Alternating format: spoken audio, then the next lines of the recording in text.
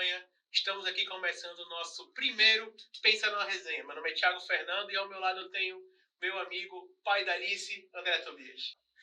Fala pessoal, estamos aqui para tocar esse projeto aí e vamos que vamos. André, nosso primeiro Pensa na Resenha, nosso podcast, feito com a nossa cara, do nosso jeito. A gente tem um convidado muito especial e importante na nossa história, né? Com certeza, muito importante para mim, né? E no momento também importante, e acredito que para você também.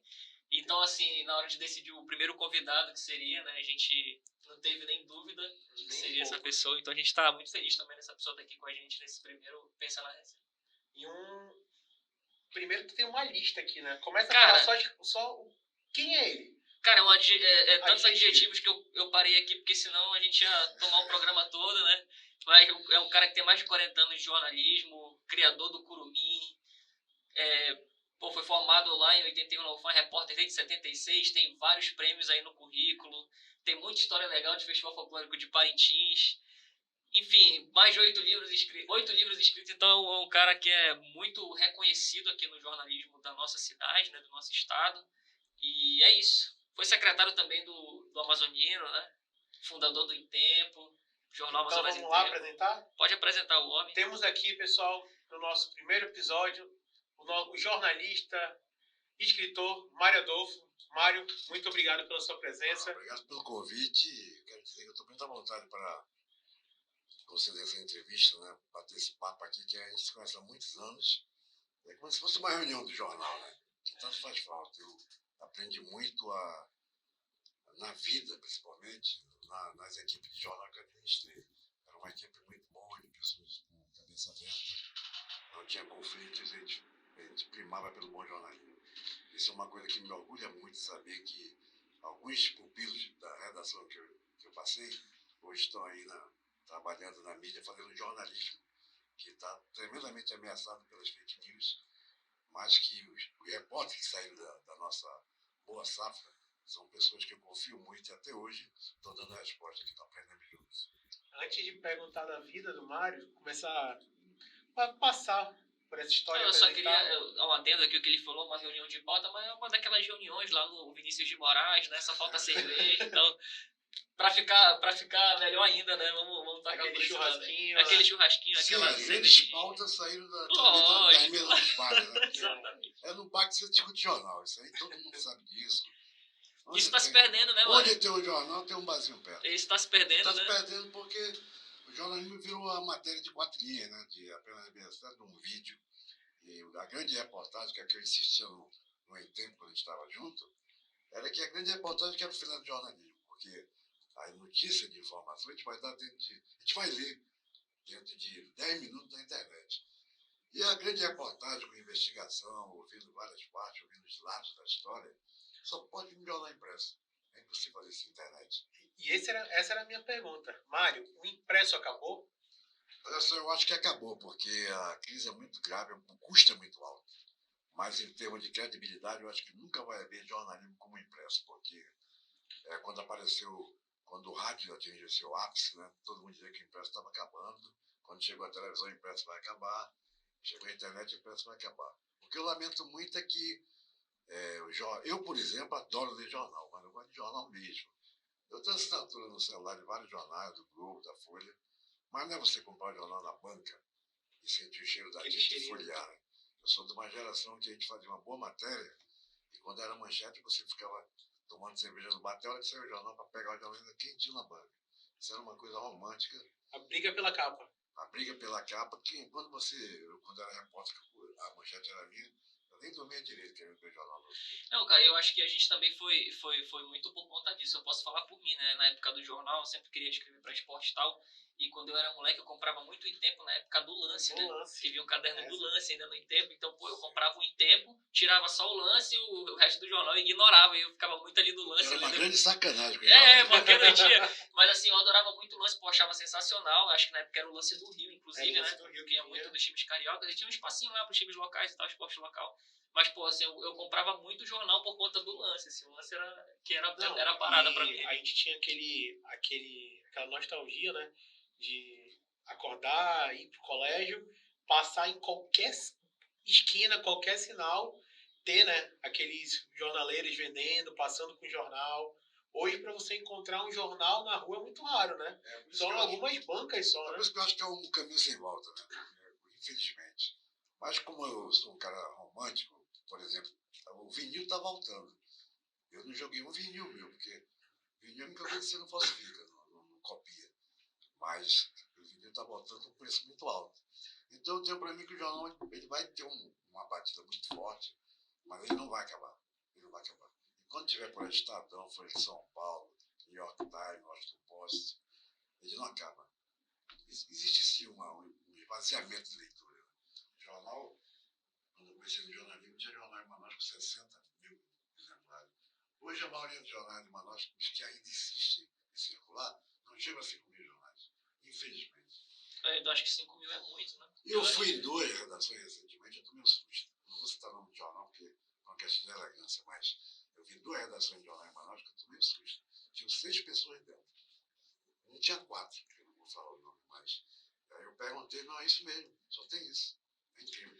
A nossa redação às vezes tinha 60 pessoas. Não, virou muito uma questão também de replicação de releases, né, mano? Os jornais hoje em A dia. maioria das vezes. Tipo assim, a assessoria manda e o jornalista aproveita. Pois é, isso coloca daí no é um papel. perigo, porque, por exemplo, se você prestar muito bem atenção, várias vezes a pessoa do seu lado vê uma matéria na internet pelo telefone. Isso é verdade? Eu não acredito. Ainda mais quando a matéria assim, muito, né, um escândalo, alguma tragédia, isso é verdade mesmo, uma coisa absurda. Ninguém acredita.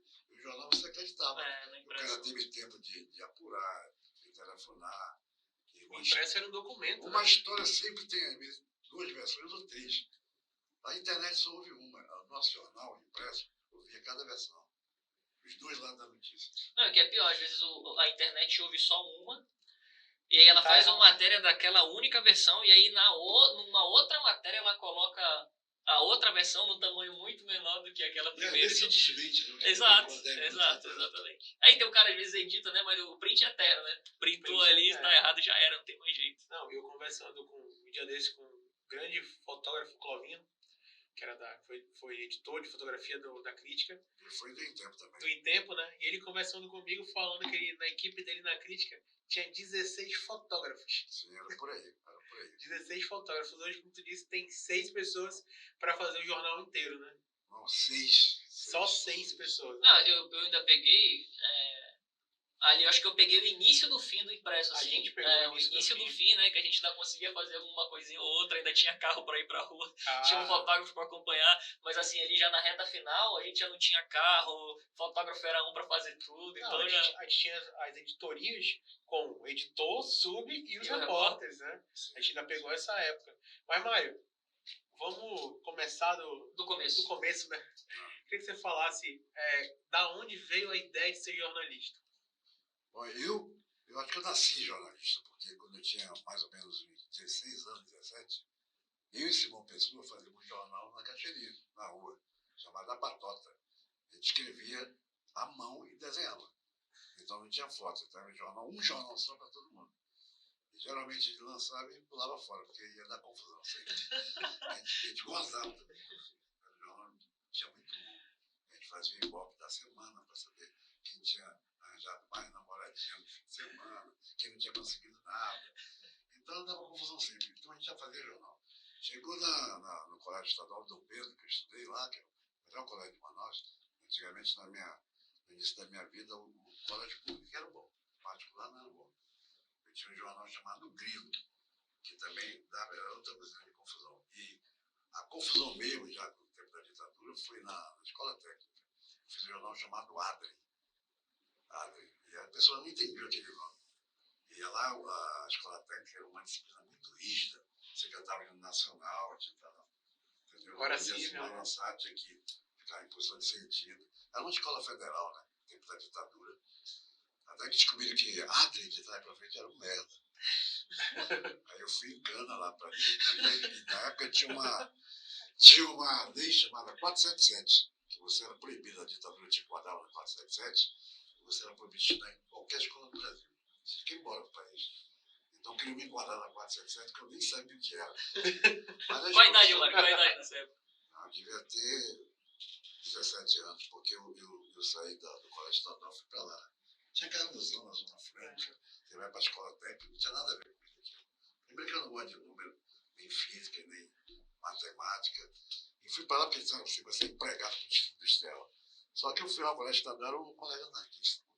A gente quebrava o cinema quando aumentava a passagem, aí o ingresso, fazia barreira por onde passar quando aumentava a passagem. Era um colégio político. Os grandes políticos saíram de lá do Dom Pedro. Mazonino, Gerson Pérez, era um monte de gente. Então tu já vinha com esse espírito. Aí eu vou para a escola técnica, para um colégio totalmente repressor, pô, né? Aprendi amargamente. Durou lá, Mário? Durou lá depois que descobriram merda? Não, tinha que terminar não, aí por uma confusão fui suspenso daí. Mas eu voltei e acabou. Legal, cara. E aí daí pro salto pro jornalismo de fato, de jornal, de redação. Bom, daí eu tinha um jornal chamado Notícia aqui, que era pau a pau com a crítica, do Andrade Neto. Eles tinham um jornal chamado A Noticiazinha. E a crítica não tinha jornal infantil. Aí eu comecei, aí chamaram o desenho lá, o desenhista, para fazer o caderno infantil. Eu levei meus quadrinhos, que era um coelhinho Neco, que o mote dele é que ele tinha 4 patas de coelho que dá sorte, mas ele só tinha azar, entendeu? Aí a mulher, a editora Cidúlia Mello, ela gostou e me contratou. Era freelance. Eu tinha 14 anos, ninguém acreditava que era eu de fazer isso. Ninguém. Aí eu dizia na minha turma no colégio, eu vou botar a tua inicial na camiseta dele do boneco. Aí eu botava, os caras acreditavam. Entendeu? Comigo lê que vai estar uma coisa inicial. Então, com 14 anos, começou fazendo ilustrações. Ilustrações para o jornal já sério mesmo. Essa sempre foi uma das tuas grandes paixões, mas né? eu ganhava por quadrinhos só. Não trabalhava no jornal. Mas eu entrava na redação e ficava tremendamente apaixonado. É aqui. Até que em 76 eu fui para Goiânia estudar arquitetura. Aqui. Na minha época era o seguinte, você vai ser engenheiro, advogado, vai ser uma banha de fome. Ah, você vai fazer jornalismo. Ih, vai banha de fome. Até hoje ainda tem isso, né? Até hoje tem. Eu ouvi isso. Eu também ouvi isso. Aí eu fui para lá, só que eu não gostava de matemática. Aí eu me matriculei lá e aqui. Aí eu não aguentei e vim embora, já véspera do vestibular de lá, vim embora para Manaus. Minha mãe conta. Eu fiz o vestibular, passei para comunicação. Aí começamos. Aí, quando eu estava, a aula começava em março. Em janeiro eu entrei na crítica, como revisor. Revisor não, era copydesk, cópia de carteira. Copydesk. Aí eu entrei na crítica antes de entrar na universidade. Que a faculdade começava em março, eu entrei em janeiro. Aí o Calderano começou a observar que eu desenhava na pandemia em casa, já de político. Aí ele me perguntou se eu queria fazer um currículo. Aí teve um dia que eu só copydeskava que chamava, né? Copydesk. Você arrumava textos já escritos de máquina de escrever. Você tinha que passar aquele erro e escrever a palavra correta por cima, que estava errado. Aí reconheci no curso de filosofia, que não era reconhecido. Aí o editor, que era o Manuel Lima, olha o jornal era tão forte, a crítica, que todos os correspondentes estavam lá. O do Globo, que era o Mário Monteiro, o do Estadão, que era o Manuel Lima, o da Folha de São Paulo, e o Jornal do Brasil, que era o João Batista de Freitas. Então era um timaço dentro da crítica. Né? Então você aprendia muito lá. Aí era 8 da noite, o curso foi reconhecido pelo MEC. Aí o cara passou por mim sem saber que eu era um foca principiante, falou, faz a matéria. Eu me caguei tudo, né? Porque matéria nenhuma, pô. Mas eu liguei pro chefe do departamento, comecei a ligar para os estudantes, e fiz uma puta matéria. No outro dia eu já saí da revisão, já fiz repórter. Mas, e tu lembra da tua primeira matéria já como repórter? A primeira matéria como repórter foi uma... Não, foi essa do foi curso, essa, da né? reconhecimento do curso. Mas de assinada foi um garimpeiro que eu encontrei, que ele tinha fugido de um garimpo chamado Parauari. Ele levou um estilo lá, porque ele estava pegando, era tudo pago com ouro, a comida dele. Eu fiz uma grande matéria. O título assim meio dramático, né? Era a saga de sangue na Terra do Ouro, um negócio parecido. Aí, bicho, eu comecei a me interessar por matérias especiais. Sempre gostei de matérias especiais, sempre. Minha vida. E o primeiro prêmio S, por exemplo, tinha um bar chamado Construção, que não era um bar, uma loja de construção, atrás da crítica, não, Algodão. A gente estava tomando cerveja lá e eu vi um disparo. Um dia agora, correndo para lá, um cara botando do ônibus. Aí eu conversando com os caras, olha, o cara tentou arrancar o cordão dele de orelha e reagiu, o cara lá com bala. O cara morreu dentro do ônibus. Eu comecei a observar que tinha umas plaquinhas assim, compra seguro, Manaus. Eu fui atrás. Comecei com uma plaquinha de ouro, fui na Caixa Econômica, que era legal aquilo. Comecei com a morte do cara. Fiz 8 matérias, fui parar no garimpo. garimpo esse garimpo que eu tinha achado garimpo lá em Maués. Eu pensava que eu chegava lá e já ia pro garimpo direto. O cara, não, meu amigo, aqui tem que pegar um avião. É 2 horas de avião, em cima da mata. Aí o Calderaro, cara, esse cara era um jornalista do cacete. Eu trabalhei com o Calderaro, tenho o maior orgulho disso, porque ele realmente era o dono, acho que o único dono de jornal, assim, um sangue de jornal, o Calderaro. Ele via jornal e tudo que ele... Isso, acho que se explica muito também Explica, a crítica o da crescimento época, da né? crítica. Aí eu liguei de lá. Ele disse, olha, Roberto, acabou a matéria porque é 2 horas de avião, tem que alugar o avião. Ele só fez perguntar assim, tem meia? Banco do Estado da Mão, tem meia? E tem. Então vai lá, tem de meia hora. Eu estava lá dentro do avião. Tanto que ele era profissional. Aí eu fui pro garimpo, eu Pinduca, fotógrafo, João Pinduca Rodrigues. Passei 3 dias dentro do garimpo, malária pra caramba, os caras pagavam vacina, ouro, pepita, bicha. Aí eu escrevi, pô. Fiz uma série de 8 matérias e um prêmio essa. Massa. Tu começou naquele homicídio ali, que foi... O homicídio foi a primeira matéria que foi até... Entendeu? Até o Vários final, né? títulos, né? Todo entregador com bandido, nem tudo que é Luiz é ouro, tudo com ouro. E aí, quando eu escrevi, né, que antigamente você esperava por telex, a notícia não tinha. Hoje em dia você... tem vários, WhatsApp, e-mail. Pelo telex, pensador de premiação, você vê meu nome lá, tá. Aí eu fui lá Calderaro louco, porque quando eu comecei no jornalismo, tinha um cara chamado José Marques, que já estava no Rio. Todo mundo citava esse cara, José Marques, todo mundo. Paulo Francis citava José Marques, Mário Monteiro, Pinho Valério, que hoje é senador, todo mundo rapaz, José Marques. O que esse cara fez para ser tão importante? Esse cara ganhou um prêmio essa, cara. Aí eu falei, eu vou ganhar um. Eu falei, era muito atrevido, cara. Entrar nessa galeria. Ganhei o primeiro. Quando eu fui pro ITEP, eu disse a mesma coisa, eu vou ganhar um prêmio aqui. Eu falei, Maria, O Mário já estava lá? Acho que já, né? Não, 97 já. Não, eu era menor aprendiz, né, cara? Só me ensinar. Ele era office boy. E o teu segundo essa foi... Qual foi a matéria, mano? O segundo essa foi o seguinte, eu fiz uma matéria de a indústria da fé. Eu notei que a igreja evangélica estava crescendo muito, e a católica estava fechando as portas, entendeu? Eu fui atrás desse lance de vender Deus, vender Jesus, entendeu? Aí eu comecei com a igreja católica, dizendo que ela estava fechando as portas, e a evangélica estava crescendo. Aí saí pelas igrejas, Universal, fui no Candomblé, fui nos caras que faziam despacho dos cruzamentos, e entrevistei um cara que ele ele encarnava o demônio. Eu botei o título assim, porta-voz de Lúcifer. Porque o anúncio dele no classificado, eu achei no classificado isso, assim, o anúncio é assim, desfazemos casamentos, falimos empresas, matamos adversários, tudo com esse dele lá. Aí eu fui atrás do cara, bicho, quando eu cheguei lá, o cara tinha uma capa preta por dentro, vermelho, tinha um trono, um caveira, e gravou no quintal dele, tinha uma monte de carcaça de bode, que ele, sabe, ficava bode e tomava sangue. Cara. Aí, bicho, eu entrevistei o cara e disse, você fala com o Lúcio Todinho, você está aqui do lado. Aí escrevi, ganhei de novo. Aí, não ganhei. Fiquei na final do prêmio S e o prêmio da Caixa Econômica. Quando eu estava lá no prêmio S, fiz que eu perdi por uma matéria de prostituição, que era boba. E no ano que eu fiz essa indústria da fé, o pastor chutou uma santa na Católica na TV.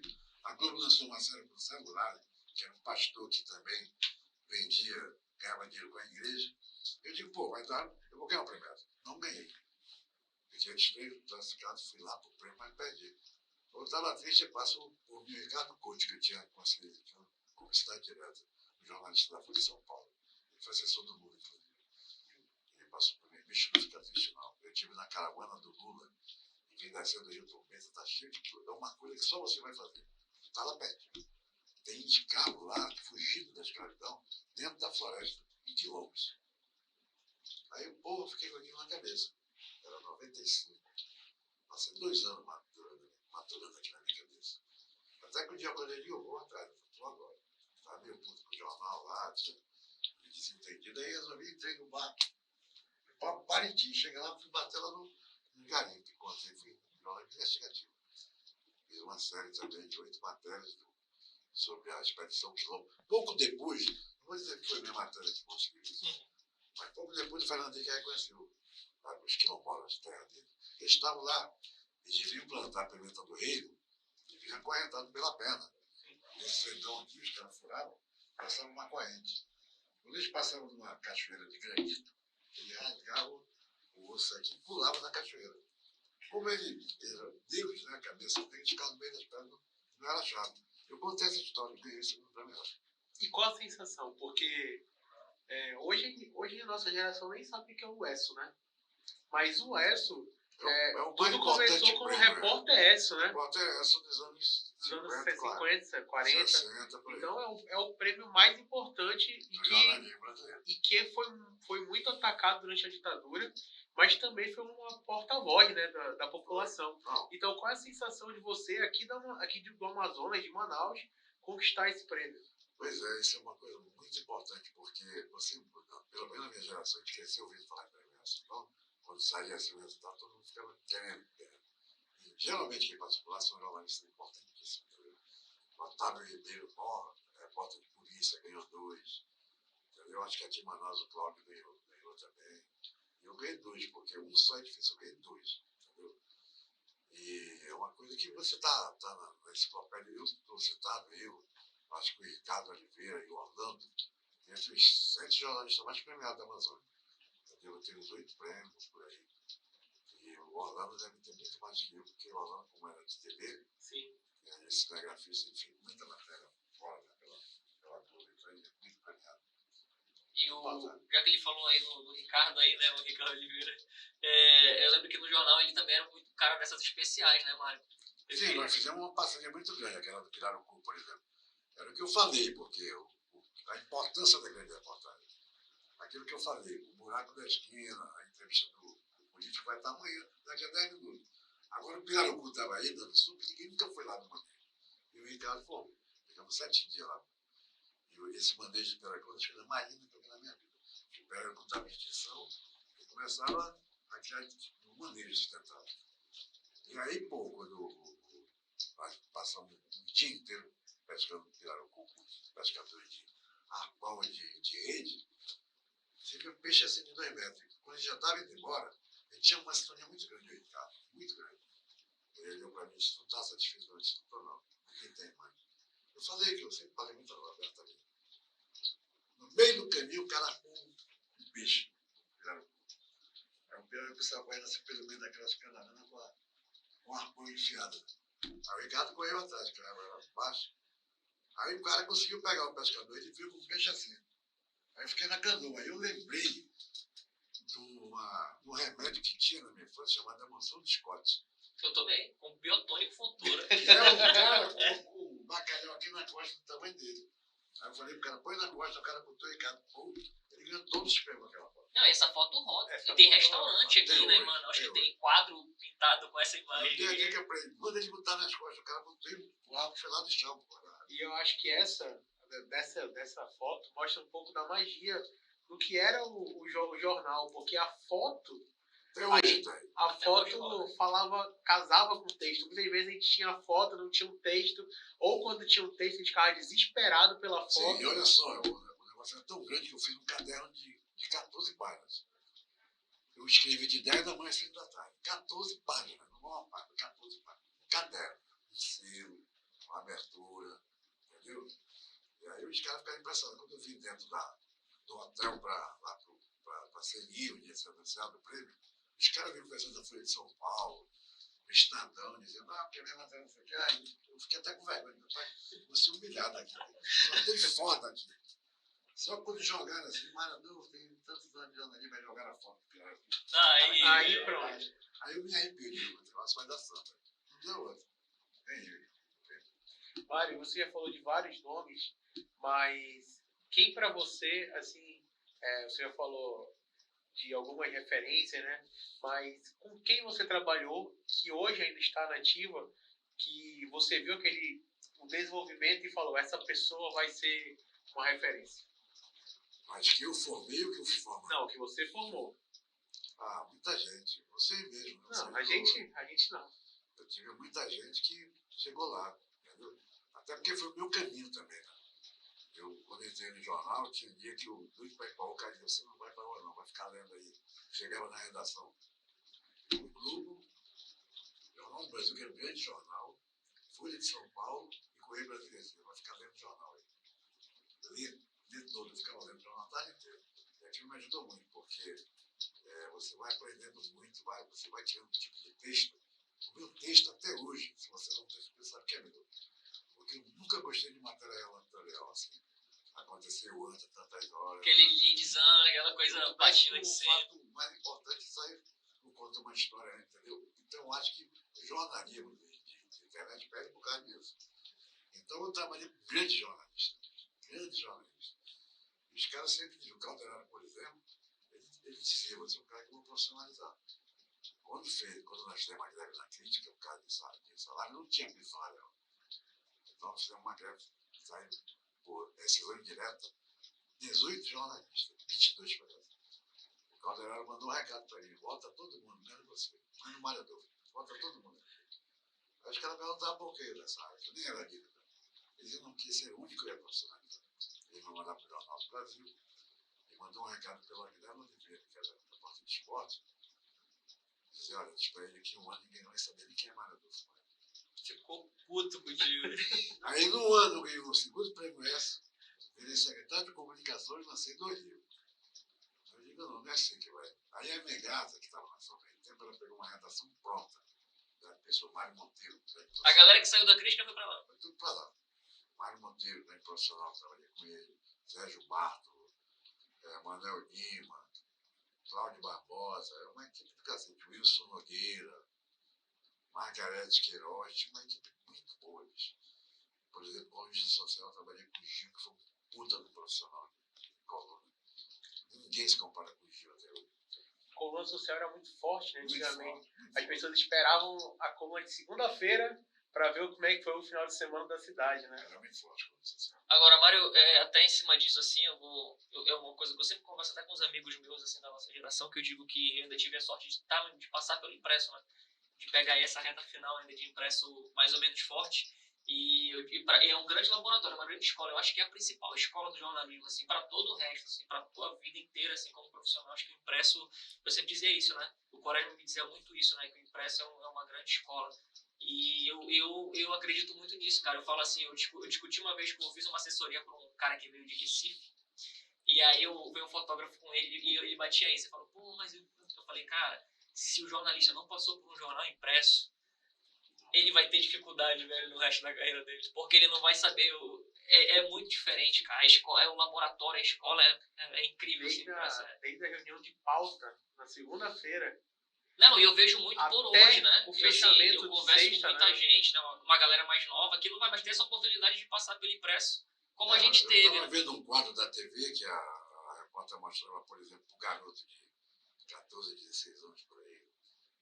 Por exemplo, a foto do Fábio Júnior. Ele não sabia quem era. A foto do Ronaldo Chato, não sabia quem era. Aí quando chegava na vida dele, ele mostrava a foto da geração dele, foto já de 40, 50 anos, não sabe quem é, entendeu? Eu não sei. Negócio de influência, não conheço ninguém. Agora, o que eu culpo? Eu culpo muitos professores por isso. Por exemplo, eu não nasci na geração do Noel Roda, mas eu sei toda a vida do Noel Roda. Sei todas as músicas dele. Porque no meu tempo da minha faculdade, tinha trabalho sobre o Albert Rocha, Cinema Novo, Ziraldo, Quem é o Enfio, entendeu? Tinha os grandes ilustradores do país, tinha matéria sobre aquele assunto, entendeu? O Machado de Assis, eu não vivia a geração do Machado de Assis, mas eu sei que é Machado de Assis, a importância dele. Então, quando eu entrevistava repórter novo que chegava para se apresentar a Carlos lá no tempo, eu ficava assustado. Perguntava assim, vocês sabem o que é Cláudio Rocha? Nunca ouvi falar. Enfio, nunca vi. Ziraldo, nunca ouvi falar. Culpa de quem? Chico Buarque, tem gente que não vai Chico Buarque. Culpa de quem? Dos professores que não. Pô, bora estudar hoje o que foi o cinema novo. Não tem mais isso. Não tem. O cara vai na internet, que é cota, a pesquisa cola, e pronto, entrega. E o professor aceita. Não, é isso mesmo. Eu acho que até na própria faculdade, né? Quando a gente passa por lá, a gente tem muita teoria, mas assim, eu acho que nos meus 4 anos de curso eu escrevi uns 3 textos estourando. Assim. Tipo assim, pô, é a parada que é pra te preparar pro mercado, mas tu escreve pouco, tu não tem aquela vivência ali, então é muita teoria e pouca prática. E aí tu acaba chegando no mercado, ele não te prepara pro mercado. Os cursos mercado. de comunicação são muito, eu acho hoje, lamentável, mas a gente percebe que quem sai do curso de comunicação, ele não sai com aquela visão que saiu antigamente. Então, Mara, a gente estava falando sobre faculdade. Cara, na minha faculdade, quando eu entrei no tempo não serviu para nada. Eu entrei no segundo período, A primeira matéria que eu fiz, ainda lembro a primeira que eu fiz, foi um evento de natação que aconteceu na Vila Olímpica, e a segunda foi no dia que eu fui de ônibus para a pauta lá no shopping Ponta Negra, que ia ter um evento da Coca-Cola, que era Cafu, Ronaldo, o Ronaldo Zagueiro, o Ronaldão, e mais alguns que foram do Tetra, né? Eles eram evento já chamando para a Copa, né? De 14 aqui no Brasil. E eu cheguei na redação, né? Foca, não vi ninguém, não tinha motorista, não tinha fotógrafo ainda. Peguei o ônibus e fui embora lá para a redação. Na segunda-feira o Mário me chama na sala. Menino, por que tu vai de ônibus? É aquilo, né? Mas, e quando eu entrei lá, não serviu pra nada, porque tudo que eu aprendi na universidade, nos 2 primeiros períodos, cheguei no jornal, na redação, eu não conseguia usar, porque até o lead era totalmente diferente. Não era um lead atrativo para o leitor. Não tornava aquela matéria vendável, né? Geralmente era o lead americano, aquela escola. Sim, era. Aquele básico aqui, quando. Quem, cara, aquelas também, 6 perguntas que matam qualquer um. Chato pra cacete. Que é o que hoje a rede social vende. Que são os 3 parágrafos, básico e pronto. Exatamente. Muito reduzido, né?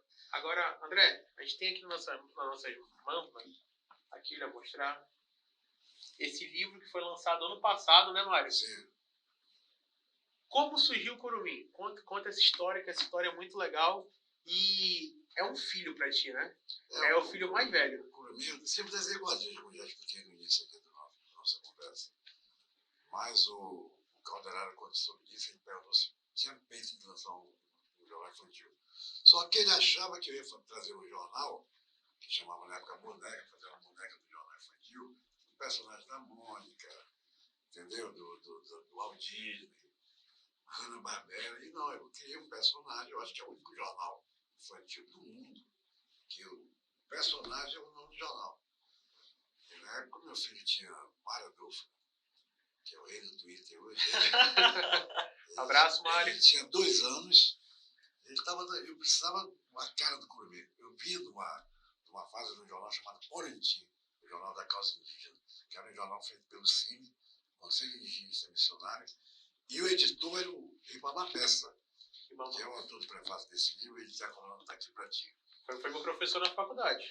E ele me levou, ele fala isso aqui no prefácio, que nas provas dele, a primeira prova dele, eu perguntei, posso responder com chave? Ele olhou para minha cara assim, meio discursado, e disse, pode. Eu respondi as questões todo dia com chave. Aí eu tirei 10.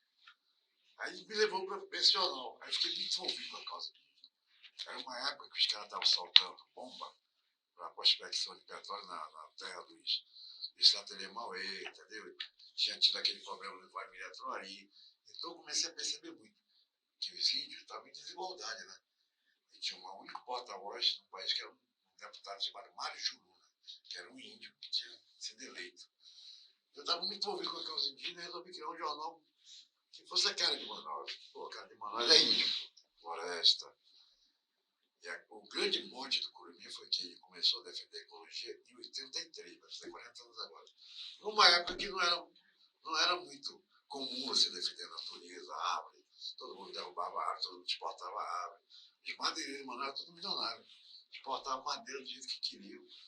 E você invadia a terra para tirar minério. E o Curumim veio com esse mote de ecologia. Então, quando eu mostrei para o Calderaro, ele regularizou, porque eu trouxe o personagem pronto, já com uma história em quadrinho. Então, ele virou um jornal de curiosidade. Tinha uma pesquisa semanal sobre o assunto da semana.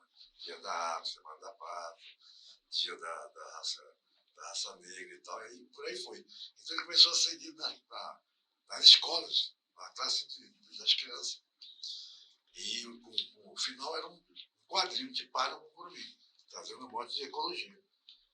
E realmente virou o último herói da Amazônia, que seria o defensor da floresta. Ele foi tomado como patrimônio pelo deputado Dermilson Chagas. E hoje é um personagem que é a cara de Manaus. Então vamos ver um pouquinho. Marcelo, mostre pra gente aqui esse vídeo, que é uma historinha animada, e ele é todo desenhado por você, né? Não, os desenhos são meus, mas a música é minha e do Zeca Torres. Que a partir dessa música, o Curumim virou um musical que está na programação da ópera desse ano, chamado Curumim em Busca da Flor da Vida. Ok. Que é Mas vai virar uma ópera, desculpa. Não, já virou uma ópera, está sendo ensaiada pela Orquestra Filarmônica. É a história de um garoto que é criado em apartamento, só no videogame, entendeu? Comendo hambúrguer, Criado criado com vó em apartamento sem varanda. E a mãe não para, a mãe trabalha todo tempo. Pai, e aí ele entra em coma, ele não aguenta mais naquela vida, todo tempo, Pokémon, ele pira e entra em coma. Então, para a floresta buscar a turma do Curumim, para atrás de uma flor, que o pai já vai fazer um pai dela para trazer o menino de volta. Então começa a briga aí, porque o Mr. Gay, que é o vilão da floresta, esse narigudo, ele descobre que isso pode ser aproveitado em laboratórios americanos, ele quer levar a flor também para os Estados Unidos. Aí começa a disputa para quem chega primeiro na flor. Aí entra o Boto, entra o Saci, Curupira, e entra os personagens todos, Jacaretinga, Sarapatel, e aí vai. Então, Marcelo, vamos ver um pouquinho dessa obra-prima que é daqui, né? 100% amazonense.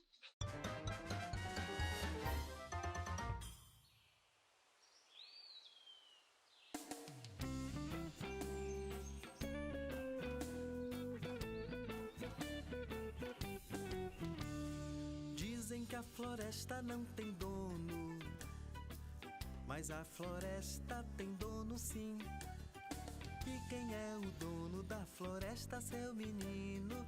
A floresta é do Curumim. Dizem que a floresta não tem dono, mas a floresta tem dono sim.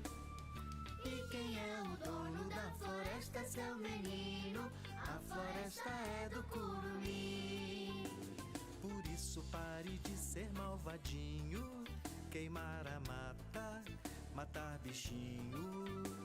Respeite os limites da floresta, vai por mim, senão vai se haver um curumim. Dizem que a floresta não tem dono, mas a floresta tem dono sim. E quem é o dono da floresta, seu menino? A floresta é do Curumim. A floresta tem suas defesas, também tem armas pra se proteger. Cuidado com a urtiga na canela, Zé Mané, e o espinho quando fura e dói no pé. Dizem que a floresta não tem dono, mas a floresta tem dono sim. E quem é o dono da floresta, seu menino? A floresta é do Curumim. Na beira do rio, cuidado ao pescar, tem piranha abocanhando o calcanhar. E quando cai a noite, a história é diferente. Tem carapanã ferrando o bumbum da gente. Cuidado com a carapanã! Cadê? Tira da canela! Isso, da costeira! Menina, tira o pé da água! Esse garapé tem piranha! Eu chamo o Curumim pra ajudar! Que legal. Massa, agora me pintou uma dúvida aqui, Mário. Quem veio primeiro, Curumim ou Tainá? Não, foi o Curumim. Eu costumo dizer, eu não vou nem falar isso, que fica muito babaca, mas muita coisa que veio por aí veio em cima da pegada do Curumim. Qual é a pegada do Curumim? É o índiozinho na floresta, conversando com os bichos, com as aves, defendendo a natureza. É a mesma pegada da Tainá, que Exatamente. veio em 83 e a Tainá veio em 98, se eu não me engano. É uma inspiração, o Curumim foi uma inspiração aí. Uma inspiração. Sem pretensão de querer Não, dizer isso. hoje, por exemplo, o Curumim é história como o Curumim da Amazônia, mas eu não posso dizer que a marca Curumim é minha, porque Curumim quer dizer criança. Hoje tem na janela com Curumim, pipoca com Curumim. Eu já ganhei uma ação com uma pipoca. Tinha pipoca Curumim com a carinha do índiozinho e tudo. Entendeu? Eu entrei com uma ação por direitos autorais e ganhei. Mas hoje, se você for fazer isso, pira, porque tem tudo Curumim. Mário, passando pelo Curumim, que é o xodó, seu filho mais... Um dos filhos mais queridos, né? Não pode falar porque são 3, né? Mas tem também a história de Parintins, porque você não chegou lá no auge, você chegou lá quando não tinha nada, né? No nosso festival folclórico. Como é que foi esse start para você ir conhecer o festival folclórico antes de ser o festival, né? Pois é, a primeira vez que fui para Parintins, eu estava na Porta da Crítica e tinha um repórter chamado, editor, na verdade, de política, Flávio Assin, que foi muito tempo da Assembleia, né, já uma geração. E aí ele passou por mim, né, eu era estudante na época, estava começando minha vida e perguntou: quer que eu tenho bom para Parintins? Quer que eu nem sabia que tinha lá? Quer ir comigo? Eu digo: bora. Aí, pô, fui em casa, peguei minhas coisas, eu ia folga mesmo no fim de semana, fui embora com ele, de barco. Era um barco chamado 25 de Maio, se eu não me engano, que tinha naufragado, tinha morrido mais de, sei lá, 100 pessoas. Tiraram do fundo, restauraram. Aí quando eu soube que estava naquele barco, eu fiquei até com medo. Mas a gente foi conversando e de noite apareceu um cara com um tabaco batendo e cantando, né? Era um moreno, cabelo black power. Aí eu falei pro Flávio assim: eu tô achando esse cara parecido com o Chico da Silva. Você tá doido, cara? O Chico da Silva tinha um barco desse no meio da Amazônia. Eu digo: rapaz, esse é o Chico da Silva. Porque uma semana antes, a abertura do Fantástico foi o Chico chamando o Alberto Carlos para subir o morro. Chamando o Alberto Carlos no samba que ele fez. Eu quero convidar meu amigo Alberto Carlos para subir o morro. Foi a abertura do Fantástico. Aí na terça-feira o cara estava lá no barco. Mas aí ele veio tocando lá, acho que a gente estava bebendo também, né? Aí eu perguntei dele: como é seu nome? Ele falou: Chico da Silva. Você é o Chico da Silva, como eu tô assim. Aí sentou do lado e fez explicando que era mãe para ele, que ninguém sabia que era. E ele ia fazer o show, sempre o festival, até hoje, né? Tem o festival da festa de visitantes, e o conhecido é um artista famoso, faz show. Né? E o Chico ia fazer esse show. Então os caras perguntam por que eu sou caprichoso. Porque o Chico era caprichoso, veio na cabeça, né? Nessa viagem, mano. Nessa viagem. E a gente foi ficando que era o boi e foi cantando as toadas. Eu nunca tinha ouvido uma toada de boi. Porque na época, quem puxia boi era Belém. Parintins parece que era do Pará, não era da Amazônia. Os caras iam liberal. Eu ficava puta mesmo, porque ia passando na rua, ninguém tinha crítica. Todo mundo era liberal. Aí eu comecei a entender daquilo. Era um tablado de madeira. Entendeu? Não tinha sambódromo, não tinha bombódromo. Aí houve um racho, o Caprichoso foi desfilar no quadro, ele não foi para a arena. Aí o Garantido disputou com um boi chamado Campineiro. E na minha cabeça ficou o seguinte: como existia uma ditadura militar, o governo era do PDS, era o Glaucio, que era o prefeito do PDS. Na minha cabeça ficou o seguinte: esse aqui é o boi do governo oficial e o boi da esquerda. É caprichoso, mas é o contrário, o boi de povo. Eu virei caprichoso, mas todos meus amigos são garantidos. Aí em 80, aí quando eu voltei eu fiz uma matéria, a 4 mãos, de Flávio Assis. Até foi um título assim que eu tenho até um pouco vergonha desse título. Era Parintins, a garantia de um festival caprichado. Usando o nome dos dois, mano. Um lugar comum da porra que eu me vergonho dessa. O índio chorou. Aí, bicho, ninguém entendia que era aquilo, só quem ia lá para perceber o que era Parintins. Porque naquela época os caras já faziam. Os caras botaram nesse primeiro ano que eu fui, que foi em Salvo Engano, 77 a 78. E botaram que tem um personagem lendário chamado Juma, que é um gigante que tem um olho só na testa. Como é que é o nome? Uma lenda amazônica. Esse bicho entrou com quase 3 metros na arena, andando, ajoelhava, levantava, os caras puxando com um cordão de nylon lá do meio da galera, entendeu? Aí a palavra galera, por exemplo, eu falo: olha, a primeira vez que eu vi foi lá. Aí fui conhecendo os caras e boi vinha a pé pela rua, a gente vinha no meio do boi, batendo calminha. Eu me apaixonei perdidamente. Aí fiz essa matéria, aí fui para Parintins 20 anos consecutivos. Primeiro pela crítica, depois pelo Intempo. Em 89 eu estava lá quando a Amazônia começou a fazer o hipódromo. E era para ser centro esportivo e cultural amazoniense. Podia na época, não tinha nenhuma lei proibida. Aí o Mário Monteiro, que era diretor de cidade da crítica, falou: pô, lá onde tem samba, o que é? Sambódromo. Onde tem boi, é bombódromo. O arquiteto ficou puto da vida. Deu um esporro dele e foi embora. Mas saiu do jornal bombódromo, ele pegou. Pegou o bombódromo, não teve jeito de mudar também. Aí eu estava lá na inauguração. E o Amazônia foi muito criticado por ele. Ah, o elefante branco no meio da floresta, vai investir dinheiro, não podia investir em educação. E o Amazonino é um cara com uma visão fantástica, cara. Talvez foi um político, administrador, que com a visão mais futurística que eu vi na minha vida. Ele era fantástico. Quem trabalhasse com o Amazonino, com certeza se apaixonaria. Ele dizia na moto, os caras criticavam e diziam, não, isso aqui é a porta de entrada do turismo. Ouça o que eu estou dizendo, não deu outra. Está aí em Parintins hoje. E até hoje, né? Sendo Teve um referência. ano que tinha 12 embaixadores aqui. 12 embaixadores. Aqui em Parintins. Entendeu? O Parintins é um fenômeno, né? Ele sabia disso, ele tinha uma visão muito Cultural. Agora, Mário, tu falou sobre a Amazonina e tal, e aí tu, quando ele virou prefeito ali, tu acabou sendo secretário, né, de comunicação dele. Queria que tu falasse um pouco sobre essa relação e como foi essa convivência aí com ele. Não, o Amazônia foi o seguinte, numa época, no tempo já, na época era editor assistente, né? Eu estava sozinho no jornal, a gente pararam que o Amazônia tinha mandado queimar todos os arquivos da ditadura para tirar o nome dele. Eu sabia, né? Eu tinha conversado já com a Amazônia que ele não tinha. O Amazônia foi detido só.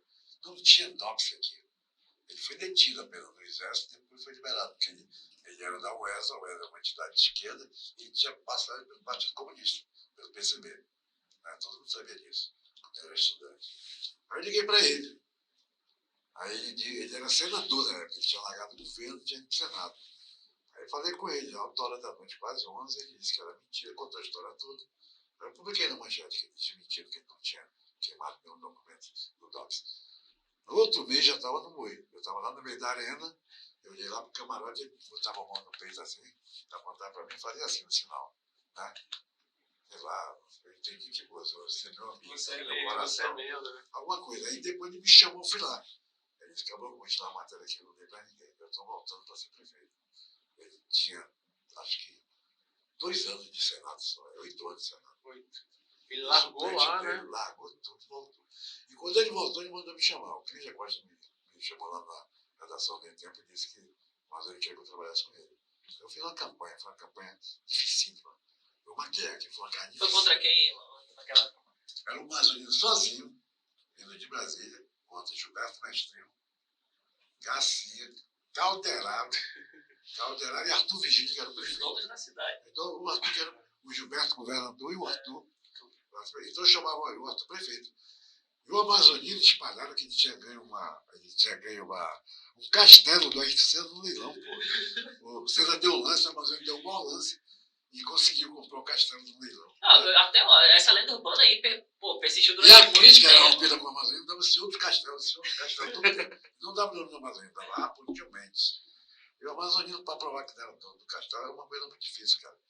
Até que descobriram lá, em plena campanha, fizeram uma entrevista com a Ayrton, admitindo que nunca participou de leilão nenhum de castelo. O Amazonino tem uma grande sacada, ele fez uma autorização, uma procuração, quem achasse castelo pode brincar de manjadeiro, foi no cartório com a mulher registrou. Então era uma campanha assim, louca, bicho. Teve um dia lá no jogo de dominó, mas ele falou, olha, quando eu era advogado, que ele era advogado. Eu fui ser advogado de um grupo paulista, e eu ganhei, eles estavam brigando por uma causa quase perdida, e eu consegui ganhar. Eles não tinham dinheiro para me pagar, uma empresa muito forte, mas estava falindo. Eles me pagaram por terreno no litoral paulista. E um cara estava gravando, eu não vou nem falar o nome aqui para não. Mas ainda existe entre nós aí. Existe, né? Mas ele falou, se eu não tivesse vendido essa terra no litoral paulista, hoje eu seria o homem mais rico da Maranhão, batendo no peito. E o cara filmou. Cortaram isso. Editando só nessa parte. E botaram no telão isso, que foi na prefeitura, o Arthur bateu falou, cara. E toda hora saiu no programa de telão, o homem mais rico da Maranhão, é loucura. Mas a trancos e barrancos, uma campanha de porrada, mesmo, até assassinato, o cara filmou 2 quadras do comício, ele sempre foi do comício da Amazônia. Então, uma campanha braba, entendeu? Para ter uma ideia, a campanha, o candidato é o José Dutra, lançado pelo Arthur, pelo Mestrino. José Dutra, que até morreu já, um deputado federal do MDB. E, para ter uma ideia, quem fez a campanha do Arthur Corredor foi o Silvio Temer, de maior cineasta desse país. Então a briga era feia, mas ele ganhou, né? Ele ganhou a eleição. E aí tu Aí passou. ele me chamou para ser secretário. 4 anos, foi o mandato inteiro? 3 anos, porque ele saiu para ir para o governo. Ele não parava, né? Aí do governo eu pulei fora, porque o Amazônia tinha isso. Eu tinha feito a minha passagem, precisava retar com uma crítica, era muito interna. Sim. Mas me conta uma história legal aí que tu teve nesse período aí com ele, alguma, sei lá, Alguma A história bacana, convivência marcante com aí? ele. Rapaz, eu tive muita coisa boa com a Amazônia. Eu acho que, apesar de estar muito separada, né, que foi pro governo, não me levou. Eu entendi, mas na hora eu fiquei muito chateado com ele. Mas eu não guardei nenhuma mágoa dele, tinha o maior carinho por ele. Com o tempo fez uma campanha muito violenta contra a Amazônia. E eu era editor do jornal, tinha que publicar aquela matéria, aquilo me Recente cortava. agora, mano. A gente Aquilo, tava junto. a Né? última, Ah, hoje Tava junto. aquilo me cortava meu coração, porque a Amazônia era muito minha amiga. Pra você ter uma ideia, em 88 a Amazônia era governador, não era senador, não era nada da Amazônia. Eu estava numa entrevista coletiva, todo mundo levantou para ir embora e falou, não, você fica. Eu fiquei. Eles acabou que é o seguinte, eu vou fazer uma série de matérias na Europa, Estocolmo, Úmia, que é uma cidade na Lapônia, vou passar por Paris, eu quero que você faça uma cartilha do Clube de quadrinhos, dizendo o que é a biodiversidade do Amazonas. A potencialidade mineral, de erva, uma turma do Curumim. Aí eu fiz 12 volumes, editou um só. Aí ele gostou pra caramba, porque eu ganhei muito do dinheiro na época. E fui embora pro jornal depois que eu entreguei meu trabalho. Eu estava lá e chegou lá o chefe de gabinete dele, Arnoldo Nazaré. O governador mandou buscar teu passaporte. Eu não tenho passaporte. Já tem uns 30 anos por aí. Como não tenho? Não tenho. Então não vai tirar o passaporte que vai levar com a Amazônia. Eu pensei que era uma brincadeira. Aí a Amazônia ligou para mim. Eu fui tirar o passaporte e sem ser nada dele. Ele me levou para 5 países. Curumim, essa cartilha foi lançada na Academia Real de Ciências Suecas, que é onde anuncia o prêmio Nobel. Foi lançada lá. Aí depois foi lançada no Parlamento Europeu e em Paris. Eu do lado lá. Quando o muro de Berlim caiu, a gente estava em Paris. Pertinho. Nunca mais. Vendo a história Tivemos sendo feita. jornais, né? Então a gente criou uma amizade muito grande assim também. Muito. Você chegava a se falar ainda nos últimos anos? Vocês falassem, vocês falavam Não. muito? Não, depois desse ato. Porque como o 80 fez muita campanha, nem sei como ele pensava nisso. Mas um dos meus desejos no meu tempo era voltar para bater papo com a Amazônia.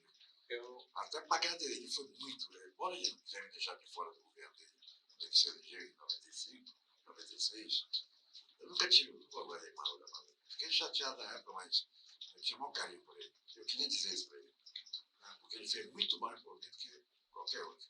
E como é que você viu, Mário, essa última campanha do Amazonino? Na verdade, essa agora, né, para o governo, e a anterior também, da A anterior foi prefeitura, mais violenta. que a gente já via no jornal, tinha algumas informações que o quadro de saúde dele já não era o melhor, já não era bom, isso há 2 anos atrás. Nessa última agora para o governo,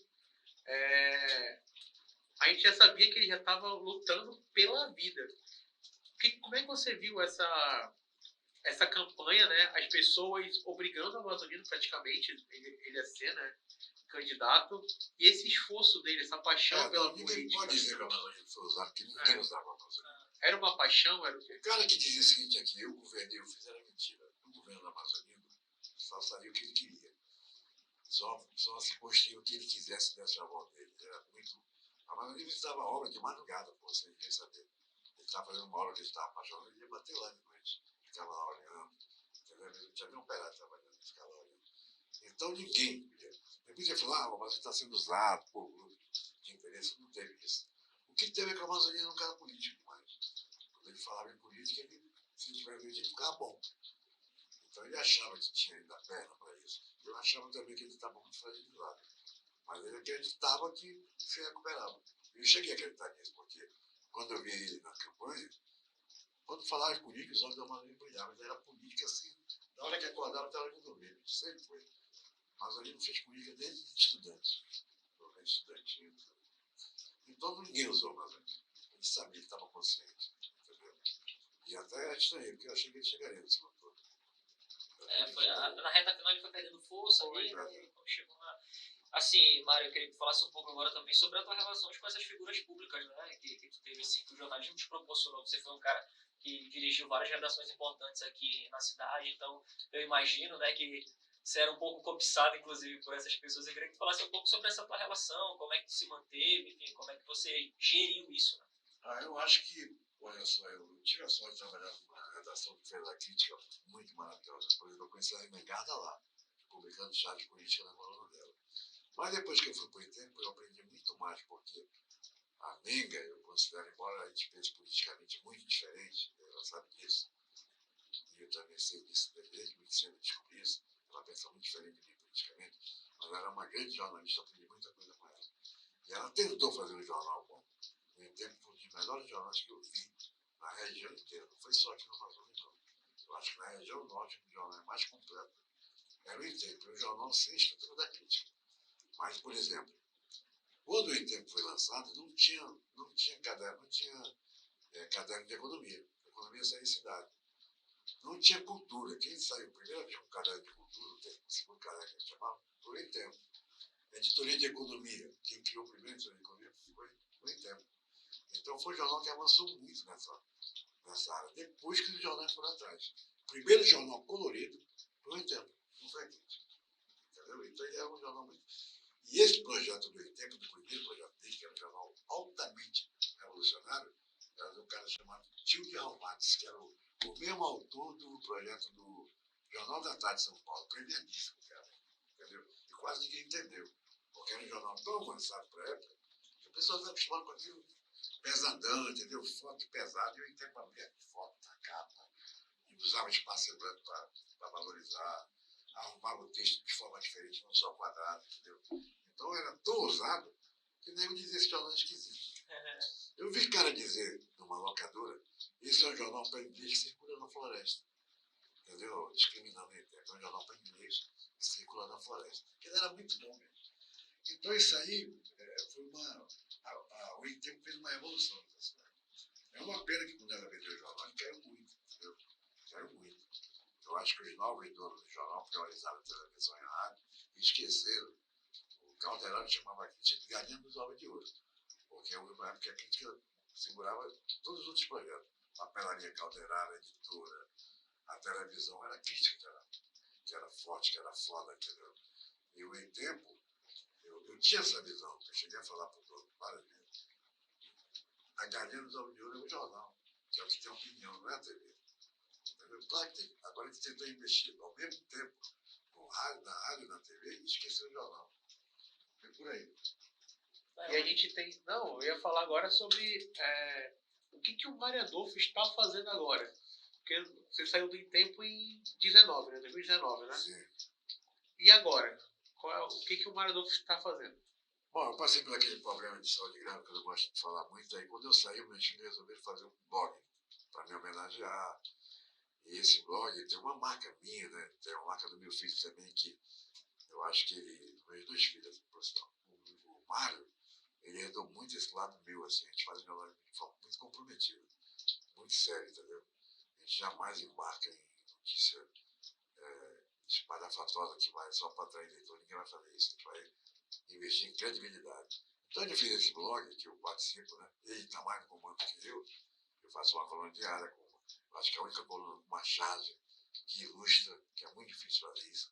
Eu sou obrigado a fazer uma charge diária sobre a nota que eu estou publicando. Então quando você faz charge livre, de um tema livre, é nada. Então você tem que fazer o muito simples que você está escrevendo. É complicado. Entendeu? Mas eu tenho me saído muito bem, porque eu já tinha essa experiência no contexto que fazia. Só que ele era outro ilustrador, não era eu que não tinha tempo. Mas agora eu ilustro diariamente. E o blog está avançando muito. Eu acho que se a gente insistir nessa forma de fazer jornalismo sério, a gente tem muita chance de vir a se tornar um dos grandes blogs dessa cidade. Porque tá faltando, né? Tá faltando essas referências boas assim. É porque né? tem muita coisa que você não acredita, né? Tem muita gente fazendo um tipo de jornalismo que eu, sinceramente, me envergonho, entendeu? Me envergonho. Eu nem leio. Dificilmente eu leio também, assim, cara. E qual é o teu grande sonho de jornalismo ainda, Mário? O que você ainda almeja? Mas eu tenho vontade, por incrível que pareça, sou até criticado por isso, de lançar um jornal infantil. Impresso, para ser distribuído de graça nas escolas, nos ônibus. Entendeu? Que eu acho que tem mercado para isso. Tem um metro, né? Que era para ser um metrô, mas não pode, que a marca é registrada, para lançar o metro. Você entra no metrô na Europa, está lá no chão, você pega e lê um grande jornal. Tabloide. A minha ideia era fazer um jornal para dar na porta, para criar o hábito das crianças lerem, entendeu? Não ficar só no celular. Entendeu? O jornal que tem bastante Amazônia, bastante curiosidade, quadrinhos, e ser distribuído de graça e ganhar em cima dos anunciantes. Esse é um sonho que eu tenho.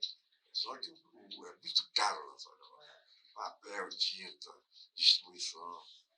E a gente estava conversando um pouquinho antes de começar a nossa gravação, que eu encontrei o Mário no Teatro Amazonas, né? Eu não cumprimentei, não falei que eu estava no outro setor, outro lado, no dia do lançamento do Prêmio Nobel da Verde, né?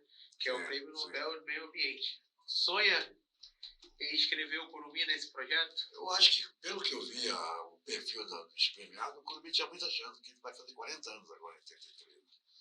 Por incrível que pareça, uma coisa que eu nunca acreditei. Eu sempre fiz música, por exemplo, eu tenho 14 marchinhas na bica. E saí da bica porque ela virou bolsonarista, eu sempre joguei muito limpo com a minha ideia política. Eu jamais apoiaria aquele presidente. E a dona da bica hoje, que é a Cláudia, que é bolsonarista, assumida, ela não aceitaria uma letra minha criticando o Bolsonaro. A última que eu fiz foi com a Damares, né? Era amiga, tá com tudo e não tá prosa. Menina veste azul e menino veste rosa, que era um contraditório da Damares. Ela vetou. Então eu preferi me afastar para não ter briga, eu gosto muito dela. Fugindo totalmente da proposta do Porque carnaval, né, qual era o monte da bica? Era criticar os políticos, pô, ridicularizar as atitudes políticas que ninguém reprovava. Aí na hora que você começa a elogiar uma coisa, o cara que zomba da vacina, que defende invasão de terra indígena, então não tem. A bica perdeu aquele molho de crítica, de anarquismo, de ironia, entendeu? De sarcasmo que ela tinha. Então eu me afastei, mas o Curumim me traz de volta para a música, porque esse musical do Curumim que está na ópera, na programação desse ano, Curumim em Busca da Flor da Vida, são 12 músicas, todas as letras são minhas, e a música do Zeca Torres. E está muito interessante o trabalho, que vai ser, os atores vão cantar, não vai ser playback. Os atores vão cantar e a orquestra filarmônica vai tocar. Então é um projeto que eu nunca imaginei sair de papel. Nunca. Eu escrevi em 2009 essa história. Está saindo de papel agora.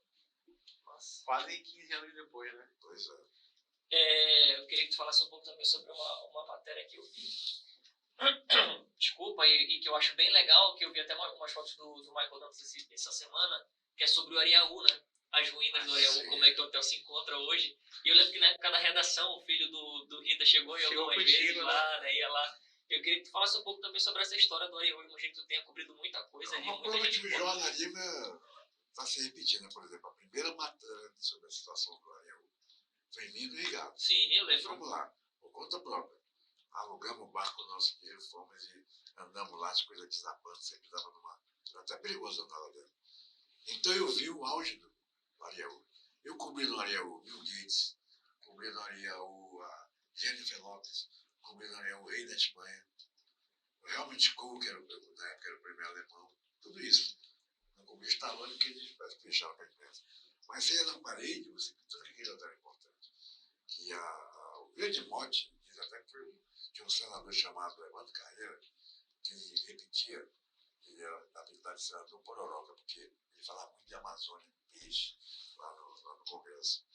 Então ele sempre repetiu que a paisagem amazônica era monótona. Você vendo água todo tempo, folha verde, água, folha.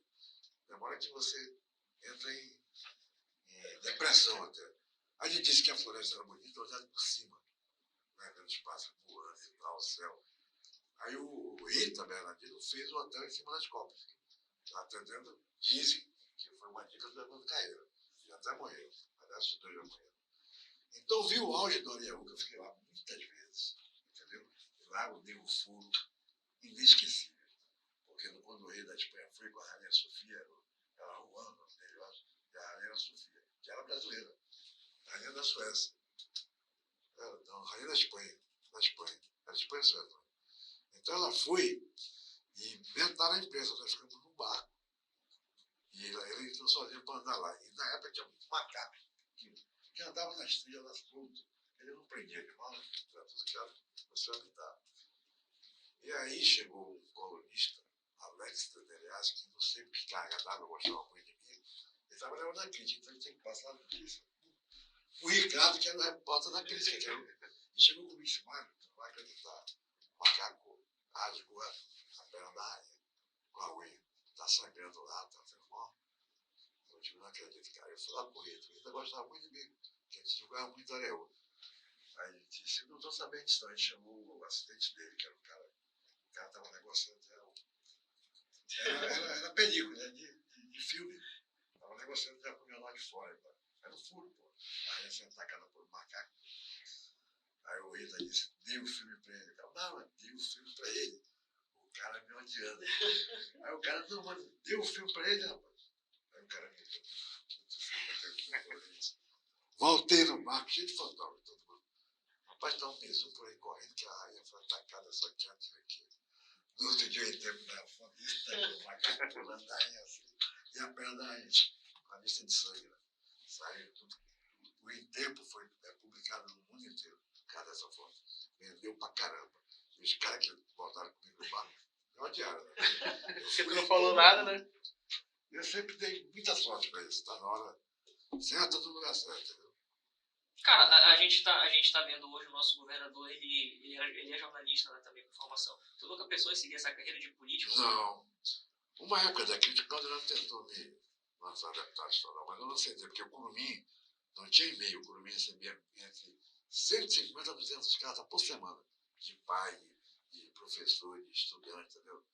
Eu achava que aquilo era um mote, né? Ele chegou a me convidar, mas eu não aceitei. Ele lançou Paulo Francis, Paulo se elegeu. A crítica tinha muita força. Ela lançou muito jornalista que eles fez, político, Messias Sampaio, Fábio Lucena, maior senador desse estado, era editorialista da crítica. Muito bom. Quem fez ele foi adorar. É até curioso isso, né? Tipo, te cortar, Thiago, que antigamente a gente Bete Aziz. a gente via muita figura da política que era jornalista, né? E hoje em dia a gente já não vê mais tanto isso, né? Mas ainda tem muito aqui do Nato Oliveira, diarista. Tem, mas Ele assim, ouvidor, com cargo né? O público, municipal. com cargo O pai assim, do Arthur é forte. jornalista, o Arthur Bilho, filho. E é uma coisa que tá, tipo, se perdendo, né? Acho que até nisso reflete um pouco da situação do nosso jornalismo, né? Pois Também. é, eu nunca quis, eu sempre gostei de jornal, nunca quis saber de política, não. Eu gostava de cobrir política. Eu ia te perguntar isso, por gostar. Como é que você tá vendo a política amazonense hoje? Olha só, eu acho que houve uma renovação muito grande, né? Mas eu não vejo até hoje, pode ser até que se transforme, eu não vejo nenhum político assim carismático como o Guilherme o amazonino, o Gilberto Mestre. Eu associei o Gilberto Mestre em 1990. E quando eu era criança, eu peguei brinquedo de Natal, na vida do Gilberto Mestre de Natal. E eu vi, já como assessor dele, em 90, quando ele gritar, amazonense, eu vi nego desmaiar, a mulher chorar, e vários, e velhinha acendendo vela, entendeu? Ele era um cara muito carismático, inteligente. Se você vê hoje, pegar as teses do Mestrinho, que todo mundo condenava, nada mais é do que o desenvolvimento sustentado.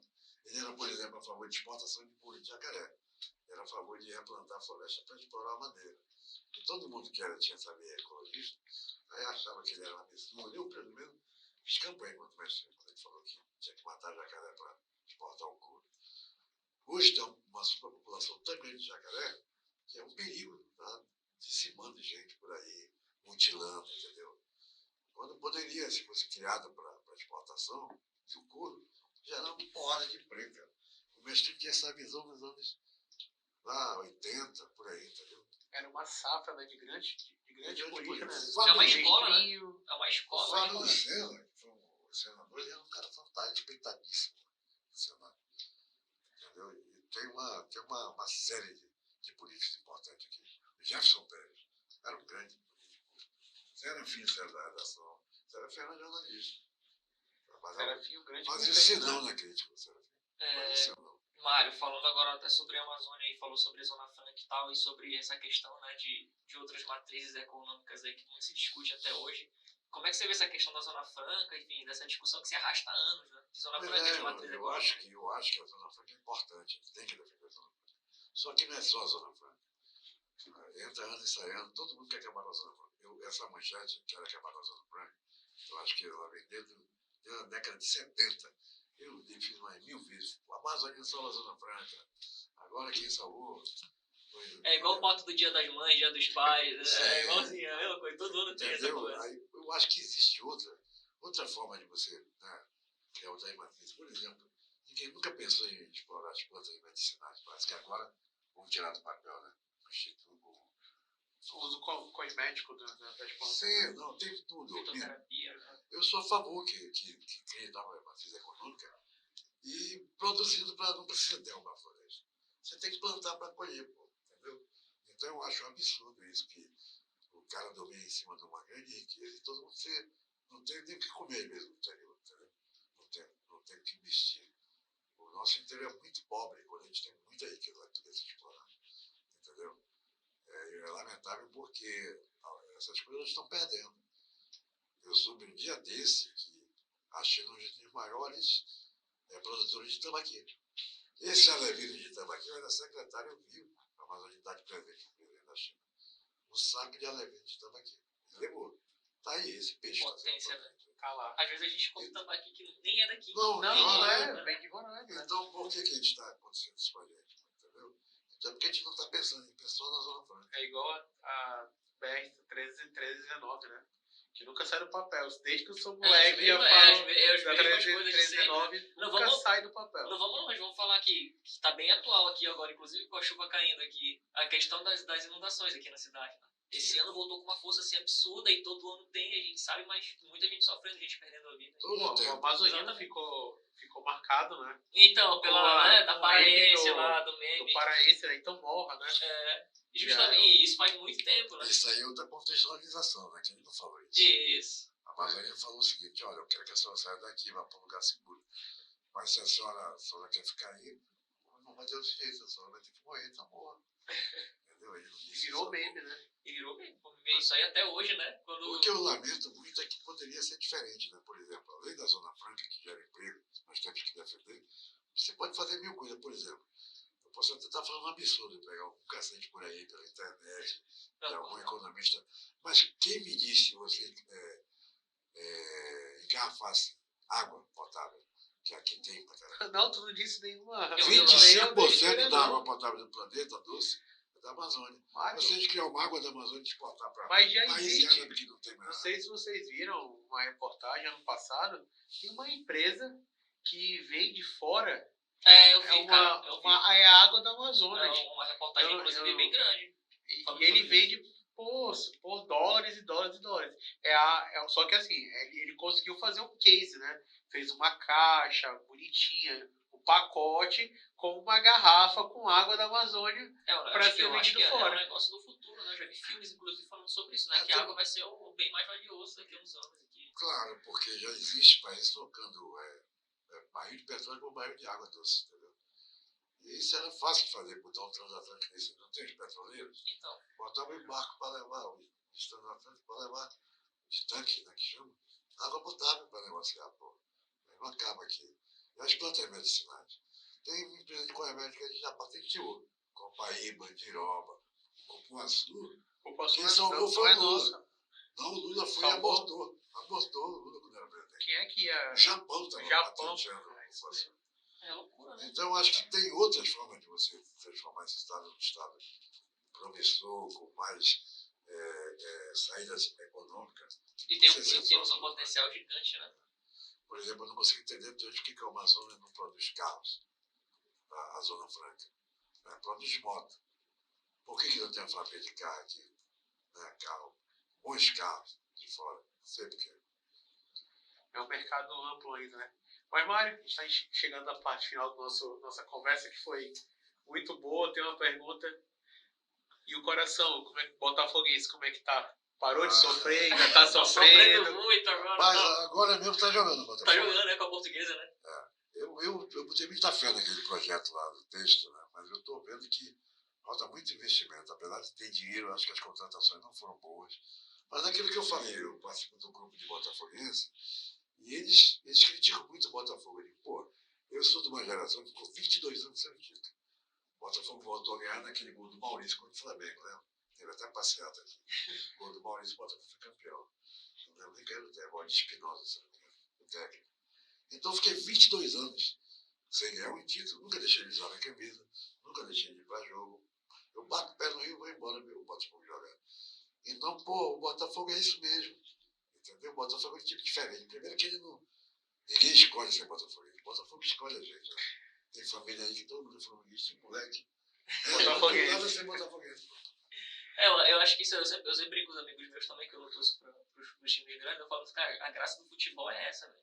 É o sofrimento, né? Você vê o time com o Flamengo. Uma vez ou outra. No dia que o Flamengo perde, você não vai querer o Flamengo, não. É uma frustração sem fim. E os outros não, os outros já estão acostumados. Agora eu queria muito que o futebol amazonense desse mais. Eu andei indo para o estádio no tempo que o Manaus estava. Era Manaus. auge, né? Eu encontrei E por não lá. ganhou nenhuma, pô. Perdeu toda. Eu não consigo entender. Eu ia isso. perguntar, Mário, você também foi editor de esporte, né? Eu não fui editor de esporte. Você foi? Eu fui colunista. Tinha uma coluna Colunista de chamada esporte. Satira de Ball, que era sátira do futebol. Juntava humor, fazia uma charge e os tópicos de humor sobre futebol, tanto do Rio quanto daqui de Manaus. E era uma coluna, por exemplo, quando eu saí da crítica, a galera mandou dizer: só faz falta Satira de Ball e Curumim. O resto não faz falta. Satira de Ball era muito. Eu tinha os personagens, tinha um torcedor do Nacional chamado Boca de Bilha. Não sei se vocês ouviram falar dele. Eu não. Era louco pelo Nacional. Ele já morreu. Boca de Bilha.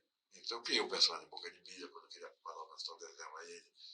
Eu tinha o Flachato, que é aquele flamenguista que enche o saco. Todos. Flachato. Tudo normal, né? Flachato era um personagem que enchia o saco. Então uma coluna que foi criando uma...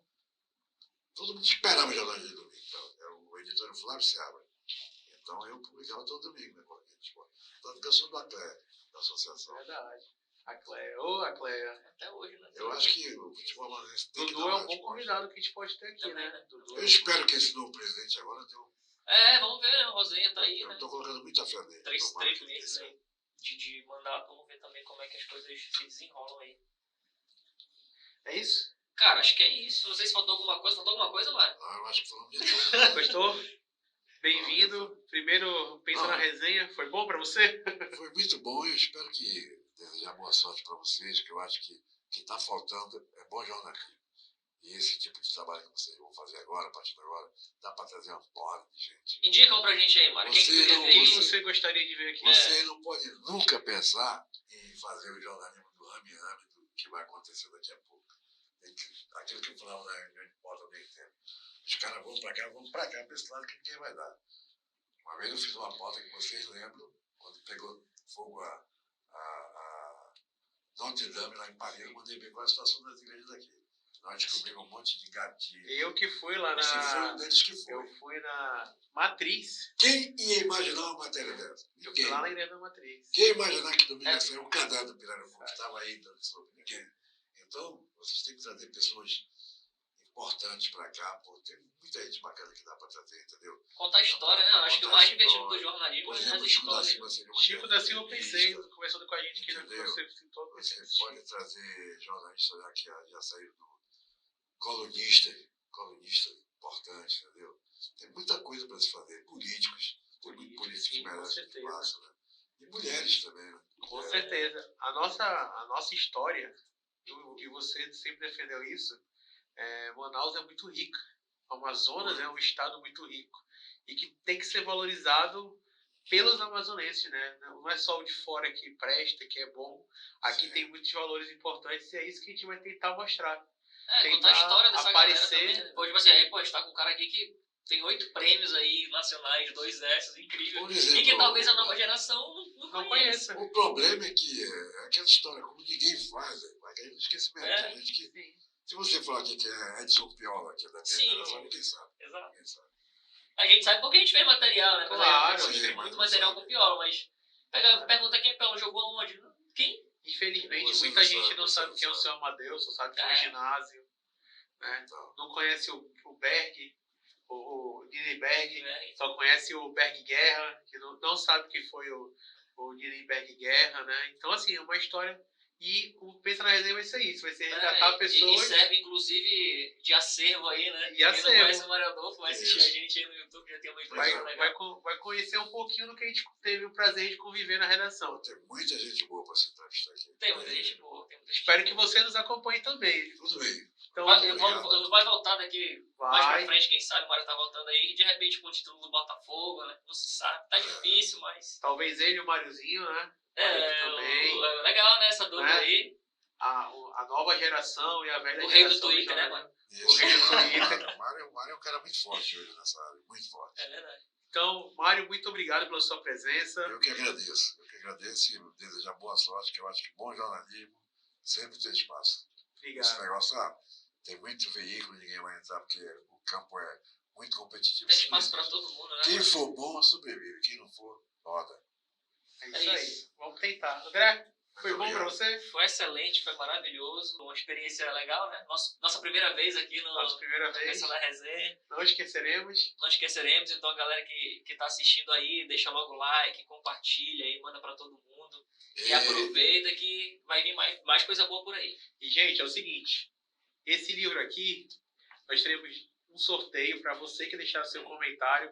Então, após sair esse vídeo, deixe seu comentário aí no YouTube.